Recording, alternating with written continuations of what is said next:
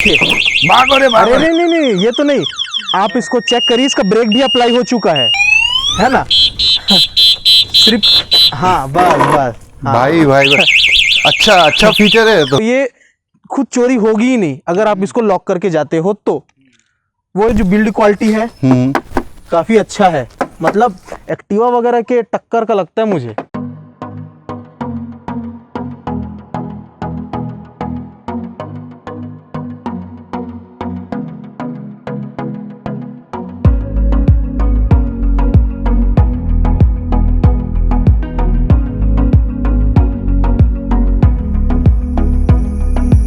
दोस्तों नमस्कार। CMJ मोटो में आज मैं पहली बार आपके लिए एक इलेक्ट्रिक व्हीकल का लॉन्ग टर्म ऑनरशिप रिव्यू लेकर आया हूं। जैसे आप लोगों के मन में बहुत सारे प्रश्न होते हैं, वैसे मेरे भी मन में बहुत सारे प्रश्न हैं इलेक्ट्रिक व्हीकल्स को लेके। सो आप लोगों के सामने पेश है ओकिनावा की प्रेस प्रो।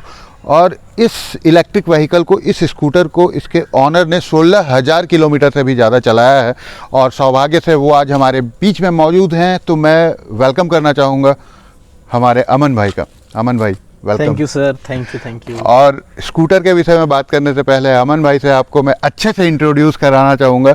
आप CMJ मोटो चैनल में जितने भी आपने वीडियोस देखे, आपने सिनेमेटोग्राफी की तारीफ़ करी, आपने एडिटिंग की तारीफ़ करी, मुझे बहुत अच्छा लगा। लेकिन सिनेमेटोग्राफी, एडिटिंग, सारा कुछ अमन भाई ने किया था। Thank you sir. और उसमें मेरा कोई योगदान नहीं है, मैं तो सिर्फ फ्रेम में आके बता देता हूँ व्हीकल्स के बारे में। सारा जो बैकएंड का जो काम होता है, एडिटिंग से लेकर के थंबनेल डिजाइनिंग से लेकर के सारा कुछ अमन भाई करते हैं। और आपने हमारे मेन चैनल पे फ्रेंडशिप डे का जो वीडियो देखा था, जो वो भी अमन भाई ने ही बनाया था सारा कुछ। So thank you so very much Aman भाई टीम से CMJ में शामिल होने के लिए। और आप लोगों को मैं ये भी बताना चाहूँगा कि CMJ मोटो के को फाउंडर हमारे अमन भाई ही हैं। सो हम लोग मिल के इस चैनल को चला रहे हैं चैनल को। सो अब स्कूटर की बात करते हैं, ओकिनावा प्रेस प्रो की बात करते हैं। अमन भाई, आप कितने साल से चला रहे हो इसको, कब लिए? सर ये जो गाड़ी है इसको लगभग साल भर होने वाला है। पिछली जो दिवाली थी उसके साथ धनतेरस के आसपास इसको लिया था मैंने। ओके। सो इसमें और भी इलेक्ट्रिक स्कूटर्स में और भी बहुत सारे ब्रांड्स हैं। आपने ओकिनावा ही क्यों चूज करी, ओकिनावा प्रेस प्रो ही क्यों लिया आपने? ओकिनावा लेने का ऐसा मेरा पहले का कोई मन नहीं था। एक्चुअली हुआ क्या कि दिवाली जैसे नज़दीक आया तो घर में थोड़ा मुझे लगा कि एक और गाड़ी लेना चाहिए। और उस समय जो है ना, पेट्रोल का रेट बहुत आगे बढ़ा हुआ था। तो ऐसे ही मैंने सोचते सोचते मैंने ये सोच लिया, क्योंकि फ्यूचर हमारा इलेक्ट्रिक का है। हाँ। तो मैंने सोचा कि क्यों ना हम अभी से इलेक्ट्रिक पे शिफ्ट हो जाते हैं, क्योंकि फ्यूचर तो है। अगर हम अभी से अगर इस पे शिफ्ट होते हैं तो आने वाले समय में हम बहुत जल्दी एक कंफर्टेबल रहेंगे, तो कोई प्रॉब्लम भी नहीं होगी। उसके बाद मैंने सर्च करना चालू किया, भाई कौन सी गाड़ी लूँ।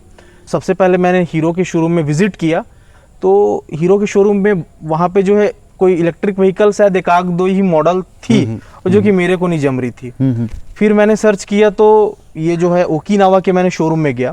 और ओकिनावा का जो शोरूम है, उसके जो ऑनर है, उनके पास TVS का भी शोरूम है। एज अ TVS ऑनर मेरा तो ट्रस्ट है ही, और ओकिनावा का भी शोरूम उन्हीं का ही है। तो एक और ट्रस्ट बिल्ड हो जाता है। जैसे मैं गया वहाँ शोरूम पे, तो उन्होंने सब चीज़ इसके बारे में बताया मुझे। 3 साल की वारंटी थी, इसके मोटर, चार्जर, बैटरी और इसके जो इलेक्ट्रॉनिक्स जो भी इक्विपमेंट है उस पे 3 साल की वारंटी थी। ओके।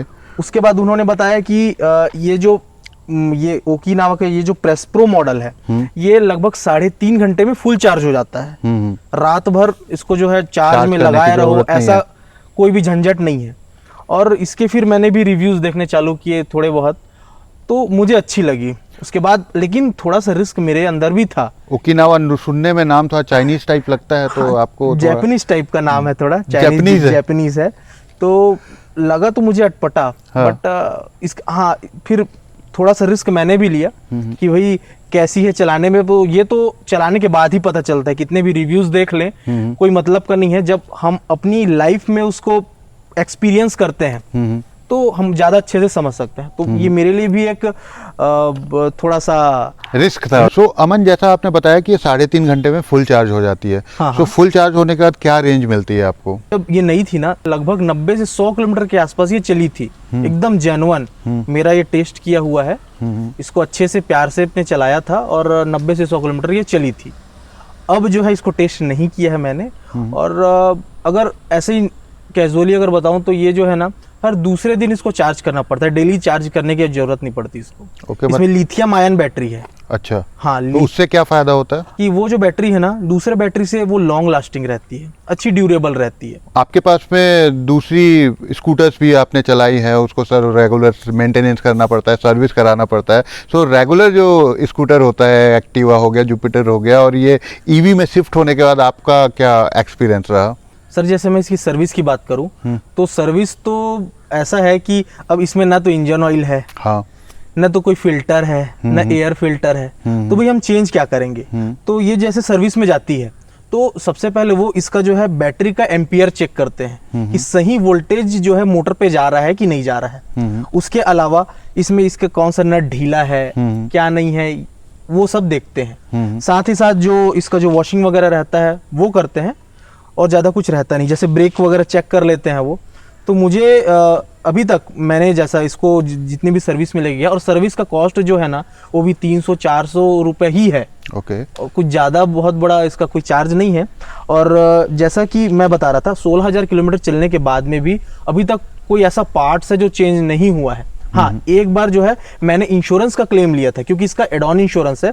गाड़ी जो है राइट साइड को खड़े गाड़ी गिर गई थी, ढलान पे खड़ी थी, तो राइट साइड का पूरा पैनल जो है शुरू से लेकर लास्ट तक स्क्रैच हो गया था। लगभग 9 से 10 हज़ार रुपए का उसका एस्टिमेट कोटेशन दिया था उन्होंने। तो ये जो एड ऑन इंश्योरेंस है उसमें ये फ्री में सब चीज चेंज हो गया।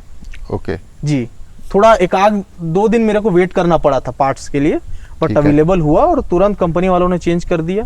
मैं सेटिस्फाइड हूँ सर। अच्छा, और बीच में जैसे दोस्तों बहुत सारी न्यूज़ वगैरह आ रही थी कि इलेक्ट्रिक स्कूटर में कभी आग लग जा रहा है, कभी एक्सेलरेट लेने पे वो पीछे की तरफ बढ़ने लग रही है, रिवर्स गियर लग रहा है। ऐसा कुछ इसमें आपको बग मिला? अभी तक कोई दिक्कत हुई इससे? नहीं, अगर उस टाइप का ना मैंने सुना है ओकिनावा के लिए, और मुझे खुद भी इसमें कोई प्रॉब्लम महसूस नहीं हुआ। 1-2 प्रॉब्लम है, जैसे तो जैसे कि इसमें अगर प्रॉब्लम की बात पहले अगर मैं बोला तो पॉजिटिव बता दूं कि मुझे क्या अच्छा लगा। नहीं, पहले प्रॉब्लम बता दीजिए, क्योंकि अभी प्रॉब्लम का आप बोल दिए तो मेरे को जानने की उत्सुकता हो रही है। अच्छा, हाँ, बताइए। प्रॉब्लम, अगर मैं प्रॉब्लम की बात करूं तो सबसे पहले इसका जो ये जो हाइट है, इसका ग्राउंड क्लियरेंस कुछ ज्यादा ही है। तो जब हम लोग बैठते हैं तो जैसे अगर मेरी हाइट अगर थोड़ी ज्यादा है, तो अगर मैं अपने पैर को यहाँ रखूं तो ये जो है ना, आपको प्रॉपर यहाँ पे थाई पे सपोर्ट भी नहीं मिल रहा है। थाई पे सपोर्ट नहीं मिलता है, और ये हैंडल यहाँ पे टच हो रहा है। टच होता है। टच हो रहा है। आप जैसे मुझसे हाइटेड है तो आपका पैर और टच होगा, टच होगा। आपको पीछे होके एकदम बैठना पड़ेगा। ओके, लेकिन इसका फायदा भी है, ये काफी ऊंचा है तो ग्राउंड क्लियरेंस जो है काफी ज्यादा मिलता है, तो कहीं पे टच नहीं होता है। ठीक बट है। मुझे ये चीज अच्छा नहीं लगा। दूसरा? और दूसरा, ये जो यहाँ पर ये जो इंस्ट्रूमेंट क्लस्टर है, इसका जो प्लास्टिक इन्होंने जो दिया है ना, ये हल्का, आप खुद देख सकते हैं पीला पड़ रहा है थोड़ा। पीला पड़ रहा है, यस। तेज धूप में अगर रखते हैं ना, तो एटलीस्ट इसको ऐसा जो है देना था कि ये फेड ना हो, पीला ना पड़े। और ये हो गया दूसरा। तीसरा क्या आपको अच्छा नहीं लगा?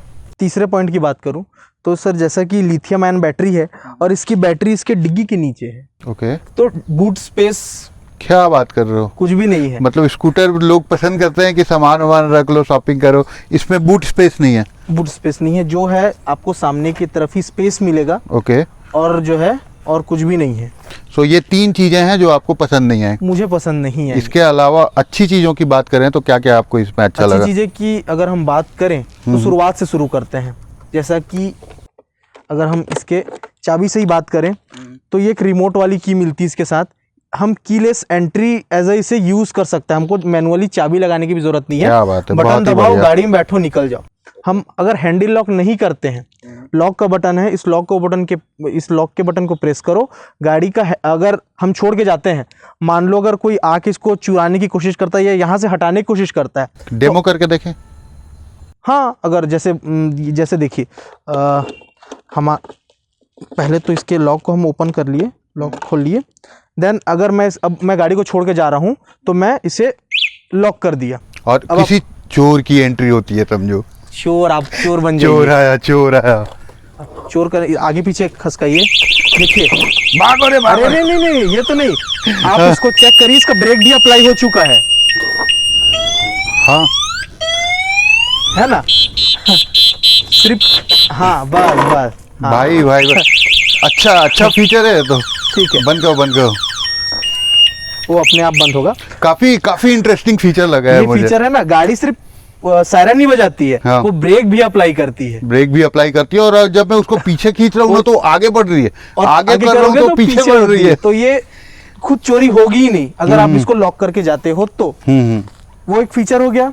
और उसके अलावा इसमें पूरे डिस्क ब्रेक्स मिलते हैं। एक इंटरेस्टिंग और फीचर की बात करूं तो ये जो ब्रेक का लीवर है ये एडजस्टेबल है। हर गाड़ियों में आपको देखने को नहीं मिलेगा। ये बड़ी बड़ी सेगमेंट की गाड़ियों में देखने को मिलता है, सुपर बाइक वगैरह में। हाँ। कई सुपर बाइक में नहीं मिलता है, तो अपन आफ्टर मार्केट मंगा के लगाते पड़ता हैं। ये इसमें स्टॉक में एडजस्टेबल लीवर है। उसके बाद इसका जो है एलईडी हेडलैम्प काफी खूबसूरत है और इसकी रोशनी भी काफी ब्राइट है। अच्छा। रात में कभी परेशानी नहीं होती। उसके बाद थोड़ा नीचे आएंगे तो ये सॉकअप देख सकते हैं। ठीक है, ये सॉकअप में भी एडजस्टेबल ये सिलेंडर दिए हैं, मेरे को तो पता भी नहीं इसका काम क्या है लेकिन दिए हैं। हाँ। ठीक है, काफी अच्छा। इसको जो बिल्ड क्वालिटी है काफी अच्छा है, मतलब एक्टिवा वगैरह के टक्कर का लगता है मुझे, वो बढ़िया। काफी अच्छा लगा। और बाकी सब अच्छा है, चलने में भी काफी अच्छी। इसकी टॉप स्पीड मैंने इसमें 72 तक की अचीव की है अभी तक। इसमें 3 मोड आते हैं, पहला, दूसरा और तीसरा टर्बो मोड है। तो 72 तक का मैंने इस पे स्पीड अचीव किया है। मतलब कभी भी आपको पावर की कमी महसूस नहीं हुई? पावर की कोई कमी महसूस घाट नहीं है, होती है। फ्लाईओवर है, कुछ है, आराम से चढ़ जाती है। मुझे बस मेजर ना 2 ही चीज प्रॉब्लम करती है, पैर का हाँ, जो आपने टच बताया। होना, थाई सपोर्ट नहीं मिलता, और दूसरा डिक्की नहीं है, थोड़ा सा खलता है। ओके। शायद होता तो सामान में और अच्छे से रख सकता, बट गाड़ी जो है ना सर बहुत अच्छी है। सो अमन, जैसा आपने बताया आप इसको 72 तक लेके गए थे, जी। 72 में स्टेबिलिटी कैसी थी? मतलब आपको कॉन्फिडेंस आ रहा था चलाने में, या फिर हवा हवा लग रही थी, हल्की लग रही थी? अगर ऐसा बात करें ना तो स्टेबल था गाड़ी। हाँ। मैंने ध्यान नहीं दिया था बट कॉन्फिडेंस था, तभी मैं इसको लेके गया था। अदरवाइज मैं लेके नहीं जाता। काफी स्मूथ गई। ओके। हाँ, बिना किसी परेशानी के। अच्छा अमन भाई जी। आप इसको क्योंकि 16,000 चला चुके हो, 1 साल हो गया, तो कुछ आपके ऐसे टिप्स आप दे सकते हो जिससे इसकी रेंज, बैटरी रेंज ज़्यादा मिले? क्या स्पीड मेंटेन करने से ज़्यादा बैटरी रेंज मिलती है? बैटरी रेंज की अगर बात करूँ तो तीसरा जो टर्बो मोड है वो बेसिकली अगर हम किसी को ओवरटेक करते हैं तभी हमको जरूरत पड़ता है। सिटी में चलें तो 1 और 2 जो मोड है इसका, पहला और दूसरा, इको और स्पोर्ट्स मोड, तो उससे ही वो कवर हो जाता है। अगर मतलब आप जैसे ज़्यादातर जो है, अगर आप एक अगर इकोनॉमी स्पीड की बात करें तो 60% आप इकोनॉमी में चल रहे हैं, 40% समय आप जो है स्पोर्ट्स मोड यूज़ करते हैं, तो भी इसकी जो परफॉर्मेंस है ना वो कम से कम मुझे लगता है 90-100 किलोमीटर की तो रहेगी ही। रेंज जो रहेगी। ओके, मतलब 30-40 की स्पीड मेंटेन करें तो हम लोग ज़्यादा डिस्टेंस कवर कर सकते हैं, रेंज ज़्यादा मिलेगा, कर सकते हैं, सेफ भी रहता है धीरे चलना। मेरा इसे लेने का डिसीजन काफी अच्छा था। जैसे मैं एक और छोटा सा अभी आपको मैं बताना चाहूंगा, एक कैलकुलेशन। अगर मान लेते हैं मैंने इसे अपने बाइक को 16,000 किलोमीटर चलाया है, पेट्रोल में अगर चलाया होता हाँ, अगर मैंने 16,000 किलोमीटर इसे चलाया है, एक नॉर्मल जो स्कूटी है जो मेरे घर में है वो मुझे लगता है 38 से 40 का माइलेज देती है, उससे ज्यादा तो नहीं देती है। अगर हम इसको 38 से डिवाइड करते हैं तो 421 लीटर इंटू 100 करिए, इंटू 110 करिए, उतना लगता। तो अगर 100 रुपए भी मान के चलते हैं पेट्रोल का रेट, तो 42,105 रुपए मैंने बचा लिए है इससे। क्या बात है! इसी बात पे जोरदार तालियां होनी चाहिए दोस्तों। लाइक कर दीजिए क्योंकि फ्यूचर हमारा इलेक्ट्रिक व्हीकल्स का है और हम खुद CMJ मोटो में इलेक्ट्रिक व्हीकल्स और सेफ पर्यावरण और क्लीन एनर्जी को हम लोग बढ़ावा देना चाहते हैं। सो आज इस वीडियो को बनाने का मकसद ही ये है हमारा कि जितने भी इलेक्ट्रिक व्हीकल्स से रिलेटेड हमारे मन में प्रश्न होते हैं, डाउट्स होते हैं, उसको क्लियर किया जाए। और अमन जी ने काफ़ी सारी अच्छी अच्छी जानकारियाँ दी। अगर आपके मन में भी कुछ प्रश्न होंगे इलेक्ट्रिक व्हीकल से रिलेटेड, ओकिनावा प्रेस प्रो से रिलेटेड, तो आप कमेंट सेक्शन में पूछ सकते हैं। हम लोग आपके सारे क्वेश्चन का आंसर कर देंगे। क्वेश्चन आंसर का इसके अलावा कुछ आप शेयर करना चाहते हो अमन, जो मैं पूछ नहीं पाया, जो मैं मिस कर दिया, तो आप शेयर कर सकते हो? जैसा कि सर, हाँ, जैसा मैं प्राइस भी बता दूं इसका, मेरे को ये ऑन रोड 94,000 की ये पड़ी थी। छत्तीसगढ़ में हमको कोई जो है सब्सिडी वगैरह नहीं मिलती है। पूरे छत्तीसगढ़ में नहीं मिलती है या फिर आपको नहीं मिली? पूरे छत्तीसगढ़ में नहीं मिलती है, वो दिल्ली वगैरह की बात अलग है, जिस सिटीज़ में वहाँ की जो सरकार है जो सब्सिडी देती है, बट छत्तीसगढ़ में कोई सब्सिडी नहीं है। फिर भी 90,000 94,000 में लेने के बाद मैं सेटिस्फाइड हूँ। साल भर नहीं हुआ है, मैं 42,105 रुपये बचा भी लिया हो। So money saved means money earned. Money हाँ। तो लेकिन ऐसा भी है ना कि बैटरी का जो है वारंटी है वो 3 साल की है, मोटर की भी 3 साल की है और चार्जर की भी 3 साल की वारंटी है कंपनी पे। अगर मैं इसके बैटरी को 3 साल बाद या अच्छी चल गई तो 3.5-4 साल बाद भी रिप्लेस कराऊं तो 25-30 हजार रुपए की आसपास मुझे कॉस्टिंग पड़ेगी। इसी नोट पे हम लोग आज का वीडियो एंड करना चाहेंगे कि आप भी इलेक्ट्रिक व्हीकल्स कंसीडर करें। हमारी आपसे गुजारिश है, आपके कोई भी प्रश्न होंगे तो आप कमेंट सेक्शन में पूछ सकते हैं, हम लोग आपके प्रश्नों का जवाब दे देंगे कमेंट्स में। और अगर वीडियो अच्छा लगा होगा प्लीज़ लाइक कर दीजिएगा, चैनल पे नए हैं do subscribe, ride safe, always wear a helmet. जय हिंद, जय भारत। और thank you so very much Aman, thank you channel में आने के लिए। Thank you.